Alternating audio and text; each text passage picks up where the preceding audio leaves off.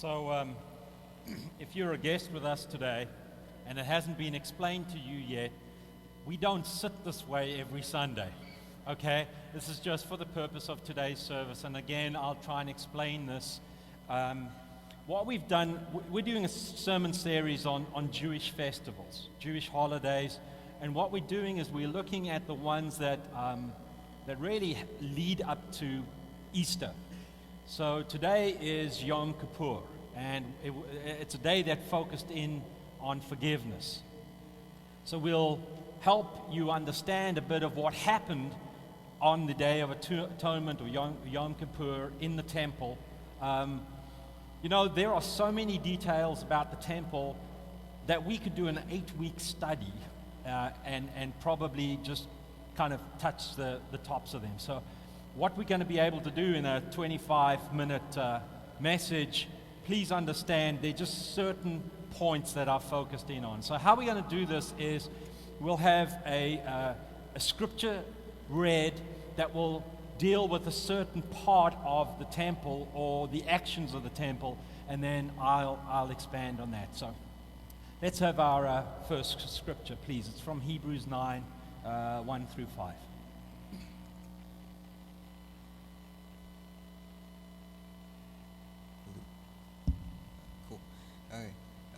Now the first covenant had regulations for worship and also an earthly sanctuary.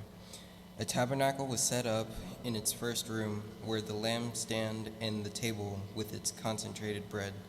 This was called the holy place. Behind the second curtain was a room called the most holy place, which had the golden altar of incense and the gold-covered ark of the covenant. This ark contained the gold jar of manna, Aaron's staff that had budded, and the stone tables of the covenant. Above the ark were the cherubim of the glory overshadowing the atonement cover, but we cannot discuss these things in detail now. Okay, so what that passage is doing is it's kind of helping us understand the layout of the front of the temple. Now, let's begin from where you are and work forward. The temple, we had to kind of we had to cheat somewhere because of the layout of this building. But basically you can see that men worshipped in a different section than women and children. In some religions, that is still true today. That is still the case today. Then those of you sitting on the outer walls where it says Gentiles above your sign, a Gentile, a non-Jew, was not allowed into the temple. There were strict rules against a Gentile going into the temple. So they could sit on the outer perimeter, which meant you'd sit beyond the walls. And then as you moved in, if you came through, as it were, the back doors, the first people you would see would be the women. And then off to your right, you would see these two folk here, the lepers. Okay, and lepers were people who had a deadly skin disease, who could not touch anyone else, who, if a leper wanted to communicate with you, they would have to stand downwind of you. So lepers had their very own section. As you moved further in that corner were the Nazarites. So do you guys mind waving your hands back there? Okay. The Nazarites were specific people who took religious vows within Judaism. And there were rules that went with their vows that related on things like cutting their hair and how they brought their offerings to God. Then as you moved further in, you would find the priests and the men. So the men, that would be as far forward as you could go, far to the front as you could go, would be the priests, and then the men would sit off to the side. Then you'd get up into this area, which would be called the holy area, for want of a better word. And then what lay behind this curtain was the holy of the holy areas. Okay, the most holy area was behind the curtain, and we'll get into what happened in the Holy of Holies. Up here, you've got a little handout that should be on your seat. I'm not going to go into detail, but up here you would find 3 different things as the priests walked into the holy area. That would be the showbread, it would be a menorah, which would have lit candles on it, and the incense, which you can smell now. And I think we're going to add to it. And if you think it smells where you are, come and stand up here. The description of those are on your inserts, so I'm not going to go into too much detail on those. Our next reading, please, Zach. Okay. Leviticus chapter 16, verses 3 through 10. This is how Aaron is to enter the most holy place. He must first bring a young bull for a sin offering and a ram for a burnt offering. He is to put the sacred linen tunic with linen undergarments next to his body. He is to tie the linen sash around him and put on the linen turban. These are sacred garments, so he must bathe himself with water before he puts them on. From the Israelite community, he is to take 2 male goats for a sin offering and a ram for a burnt offering. Aaron is to offer the bull for his own sin, offering to make atonement for himself and his household. Then he is to take the 2 goats and present them before the Lord at the entrance of the tent meeting. He is to cast lots of the 2 goats, 1 lot for the Lord and the other for the scapegoat. Aaron shall bring the goat whose lot falls to the Lord and sacrifice it for a sin offering. But the goat chosen by lot as the scapegoat shall be presented alive before the Lord, to be used for making atonement by sending it into the wilderness as a scapegoat.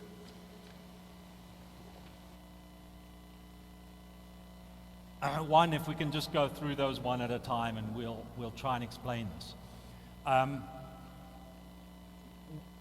Once a year, the folk would gather together for the Day of Atonement. And only once a year could anyone enter the Holy of Holies. And that would be Aaron, the high priest. But he had to prepare himself before he went into this area. So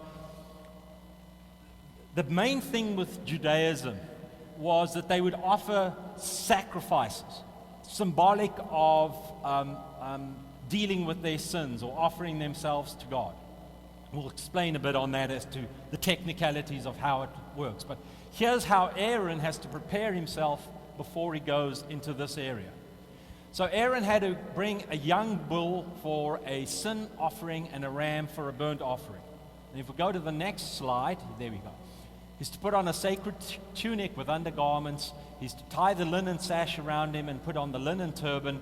These are sacred garments, so he must bathe himself with water before he puts them on. What we got to be careful here is that these were rites that priests went through for offerings or for times in the temple. The clothes themselves or the garments in and of themselves weren't the sacred things. It was the action that was sacred. Okay? And that's one of the things that Jesus had a really, really big problem with when he had to deal with the priests and the Pharisees and the Sadducees. That would be this group sitting here. Was that they had turned the process into the sacred ordeal, and they'd missed the whole point of what it was about. So Aaron would wear or put on these certain garments, and then he'd offer these animals. Let's look at why he would offer those animals. From the Israelite community, he's to take 2 male goats for a sin offering and 1 ram for a burnt offering. Aaron is to offer the bull for his own sin offering, to make atonement for himself and his household. Okay, the sin offering, the understanding of sin, and it's still this way today, is sin is that something that separates me from God. And that separation is death. It's the death of a relationship, if you want, for better word. It's the human being choosing to remove themselves from God's presence or choosing not to have God in their own lives. So what had to happen was that an animal would have to be sacrificed. that animal's life had to be given. So blood then became a powerful symbol of life. And the life was offered so that the sin could be dealt with. Okay? Death is that which separates us from God. Something's got to be done to bridge the gap of God and us. And so a life is offered so that the death span could be dealt with. Then he's to take the 2 goats and he's to present them to the Lord at the entrance of the tent. He's to cast lots for the 2 goats, one lot for the Lord and the other for the scapegoat. Aaron shall bring the goat whose lot falls to the Lord and sacrifice it for a sin offering. Again, dealing with sin of the people and sin of Aaron. Okay, so Aaron did the ram. Now he brings the goat in to offer that sacrifice for the people, to deal with their sins. So what happens to this other goat? Let's look at that. But the goat chosen by the Lord as the scapegoat shall be presented alive before the Lord to be used for making an atonement by sending it into the desert as a scapegoat. All right, we could spend 2 weeks on this one. But the term scapegoat, that's where this comes from. That basically that one goat is sacrificed, the other one is set free into the desert. Because it takes those sins and takes them off into a faraway place. That's what it's symbolic of. It takes that goat out of people's sight. And that's part of what forgiveness is, right? Forgiveness is God forgiving me and then letting it go. God doesn't hang on to the sins that I want to hang on to. So again, it's very symbolic. Again, a lot of the leaders at that time, just the ceremony became their God. And they felt, hey, if we make it all through all of these steps, then we've made it to God. Please understand, I'm simplifying this as much as I can because it's so much deeper than this in terms of the symbolism. All right, I think we are ready for our next reading, please. Hebrews chapter 10, verses 1 through 4. The law is only a shadow of the good things that are coming, not the realities themselves. For this reason, it can never, by the same sacrifices repeated endlessly year after year, make perfect those who draw near to worship. Otherwise would they not have stopped being offered, for the worshippers would have been cleansed for all and would no longer have felt guilty for their sins. But those sacrifices are an annual reminder of sins.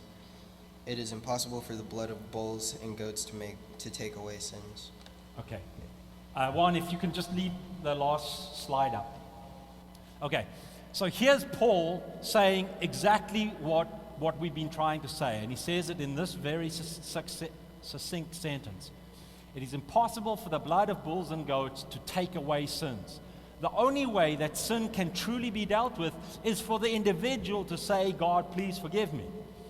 If all I do is I bring the offering, or I allow the priest to bring the offering so that that animal can be killed and the blood can be spilled, and then say, that is my forgiveness, you got it wrong. And that's what Jesus was trying to say all the time to the leaders at his time. You guys, it's not the offering itself that forgives sin. Those actions that go on in the temple on the Day of Atonement, those remind us of our sin, and they remind us of the penalty of sin, and they remind us that sin separates us from God. It causes a rift between God and us. It's a reminder of that. Forgiveness doesn't lie within the DNA of that goat as the blood spills on the ground. Forgiveness lies within the person and their heart and their ability to ask for forgiveness. So we're going to shift, and we're going to slowly shift from what happened in the temple to what Jesus tries to deal with, and how Jesus then, in essence, replaces what's going on in the temple. Okay, our next passage is from Matthew 21. Christina.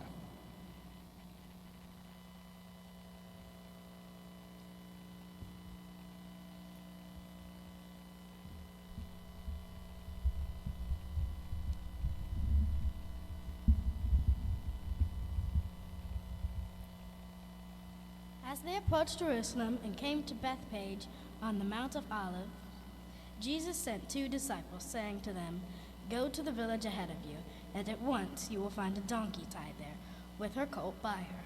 Untie them and bring them to me. If anyone says anything to you, say that the Lord needs them, and he will send them right away." This took place to fulfill what was spoken through the prophet. "Say to daughter Zion, see, your king comes to you, gentle and riding on a donkey, and on a colt, the foal of a donkey." The disciples went and did as Jesus had instructed them. They brought the donkey and the colt and placed their cloaks on them for Jesus to sit on. A very large crowd spread their cloaks on the road, while others cut branches from trees and spread them on the road. The crowds that went ahead of him and those that followed shouted, "Hosanna to the Son of David! Blessed is he who comes in the name of the Lord! Hosanna in the highest heaven!" When Jesus entered Jerusalem, the whole city was stirred and asked, "Who is this?" The crowd answered, "This is Jesus, the prophet from Nazareth in Galilee." One, if we can jump back to verse 10. Okay, so this happens in Jesus' time. All of these offerings are made. All of the people sit this way in the temple. All right? Jesus comes into town. Not everybody knows who Jesus is, clearly. Today is Palm Sunday, the Sunday before Easter. And what's interesting to me is that Jesus has now been in ministry, for want of a better word, for 3 years. And even though he's visited Jerusalem, people's question is, who is this? I think that's a great question. Who is Jesus? Who is he to you? Who is he to us? Well, in terms of this, he is the one who turns the tables and gets rid of all of this. Not because the practices in and of themselves were bad, but it was because people just weren't getting the point. They were still clinging to the belief of, hey, as long as you offer a goat, my sins are being forgiven, but my attitude's still the same and my actions are no different. So Jesus comes along. He approaches things from a very, very different way. Clearly, that is so, because there's a group of people who cheer him in. Hosanna, King of Kings. They recognize who Jesus is, but there are a whole lot of people who don't. And they say, who is this guy? They're about to find out.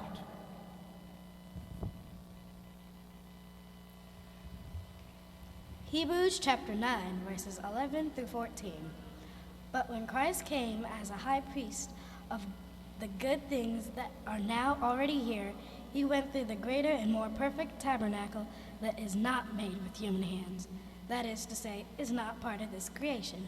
He did not enter by means of the blood of goats and calves, but entered the most holy place once for all by his own blood, thus obtaining eternal redemption. The blood of goats and bulls and the ashes of a heifer sprinkled on those who are ceremonially unclean sanctify them so that they are outwardly clean. How much more then will the blood of Christ, who through the eternal Spirit offered himself unblemished to God, cleanse our consciences from acts that lead to death, so that we may serve the living God? Okay, I've been told I can't pull the curtains apart because I most likely will collapse the whole thing. So let's talk what happens in the Holy of Holies, the thing that happens behind the curtains.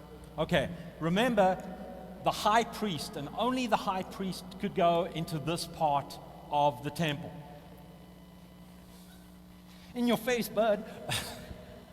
Only the high priest could go into this part of the temple, and he had to prepare himself and prepare Israel through those sin offerings. And what he would do is, when he got into this area of atonement, the blood would be the blood from the sacrificed animal would be put on the altar, which is why it's called an altar. The sacrificed animal, the blood being put on it so that it would be symbolic of people saying, our lives need to be given because of the separation between God and ourselves. Okay, if you think this is difficult to comprehend and very complex, you're in the right place. And then the whole symbolism of the thing got even more confused with the people, because people in Jesus' day didn't have a Bible or a scroll, only the religious leaders did. So it was very difficult for many people to understand what all went on in here. So this is what we would call the Ark of the Covenant, or under the altar would be the Ark of the Covenant. You've got notes in your handouts, and then these symbolize the angels. So what happens in the question as to who is this? Jesus now becomes the high priest. So what Jesus is undoing is not only what's going on in the temple, he's now saying, hey, there's someone else who's going to come into this area, and we're going to forget about this stuff.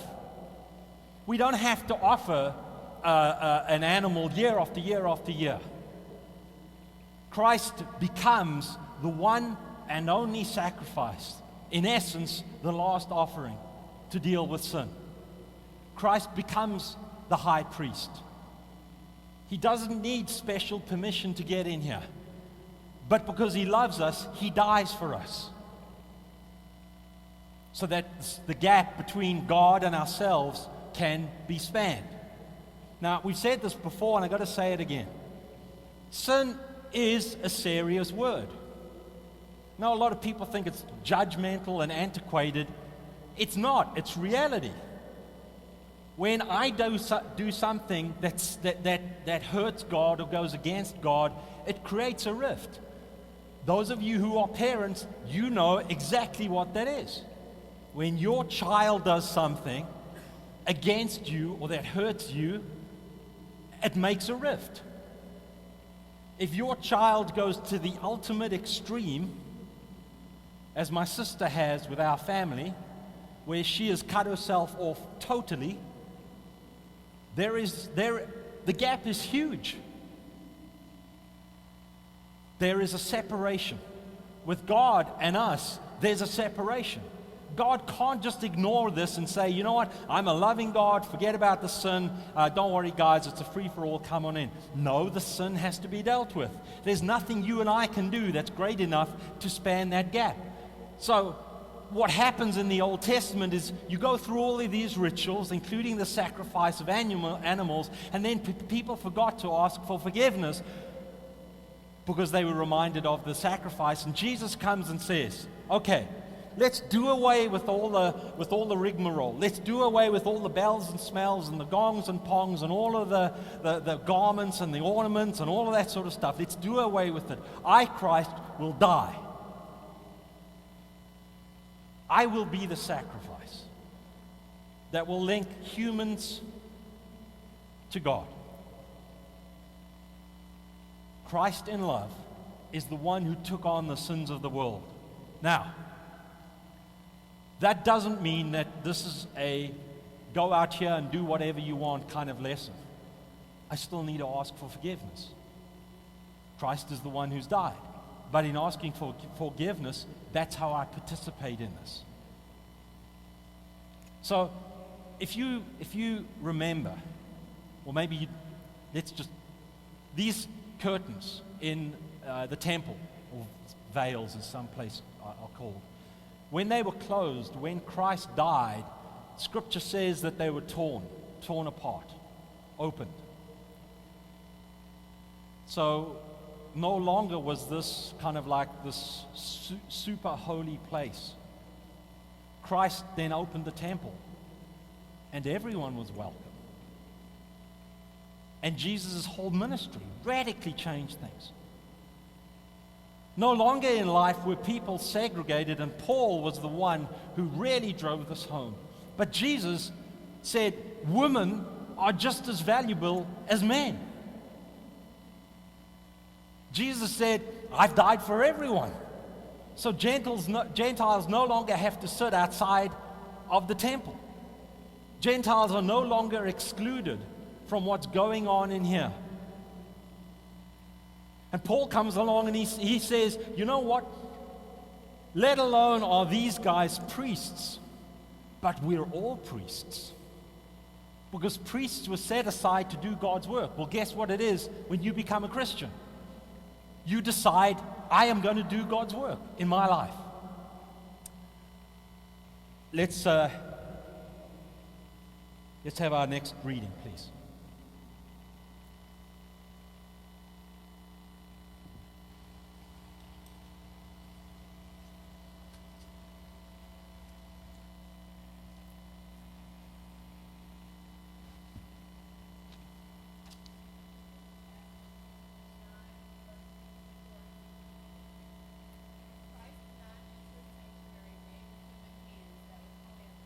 True one. He entered heaven itself, now to appear for us in God's presence. Nor did he enter heaven to offer himself again and again, the way high priest enters the most holy place every year with blood that is not his own. Otherwise, Christ would have had to suffer many times since the creation of the world. But he has appeared once for all at the culmination of the ages to do away with sin by the sacrifice of himself.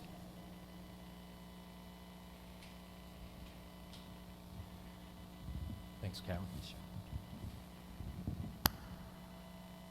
Okay, that passage just drives home the point that Jesus takes the place of the high priest, and all of what happens in the temple now goes away. Because of Christ's death and because of Christ's invitation to each and every one of us, no matter where we come from in life, to come and receive forgiveness. Because Christ has been the sacrifice that has spanned. Death creates the gap through sin. Christ comes and spans the gap through his life. So, what we're going to do now is move into communion.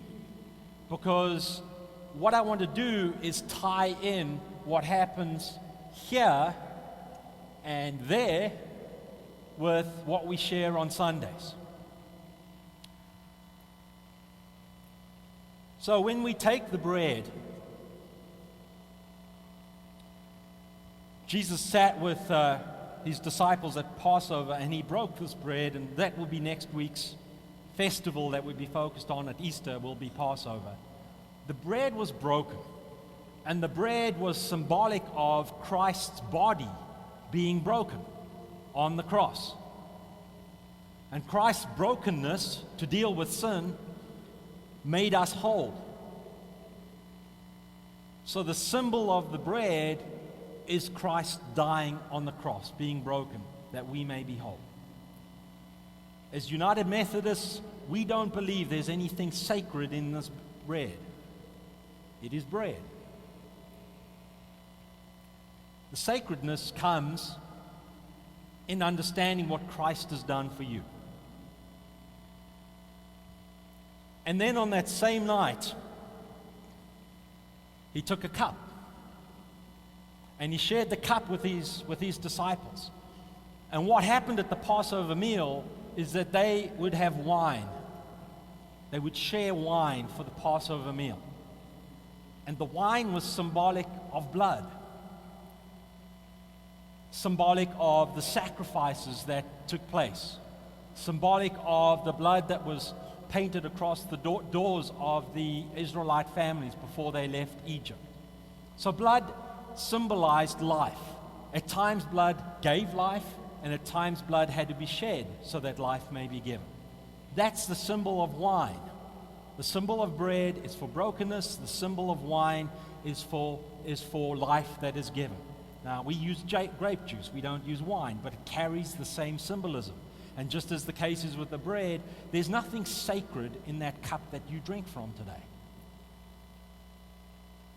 The sacredness comes in recognizing what Christ has done for your life. So, not only are the curtains removed, but no longer the cherubim and the cherubim no longer have to guard the box where Christ lived. Christ becomes available to all. And you, my friends, in committing your lives to Christ, says the Bible, you then become the temple. And God dwells within you. So we've gone from this to Christ on the cross, to when you become a Christian, that you become the temple of God, where God dwells within you. Now, before we receive communion, let me say, if this is your first time at Shepherd, please know that our table is an open table.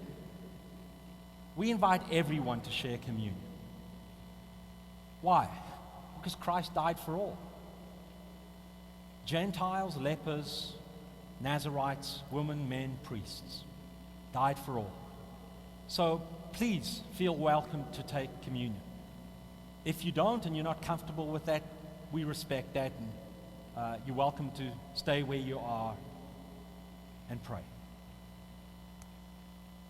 Let me say this before you go get your kids. A lot of people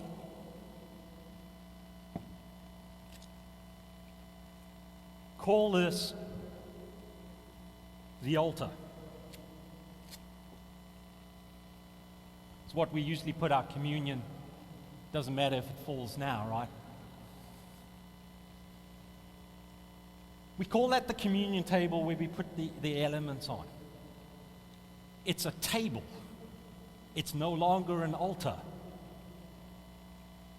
This is a communion table. Communion. Common union. People gathered together. Christ was the last sacrifice. This is not an altar. We don't have to sacrifice any more animals.